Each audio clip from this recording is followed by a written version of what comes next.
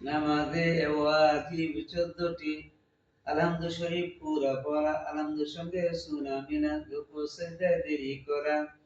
রুকু হইতে সোজা হইয়া খাড়া হইয়া দেরি করা, দুই সিজদার মাঝখানে সোজা হইয়া বসিয়া দেরি করা, দরমিয়ানি বৈঠক, দোনো বৈঠকে আত্তাহিয়াতু পড়া,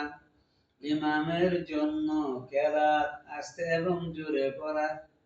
বিতিরের নামাজে দোয়ায়ে কুনুত পড়া, দোনো ঈদের নামাজে ছয় ছয় তাকবীর বলা,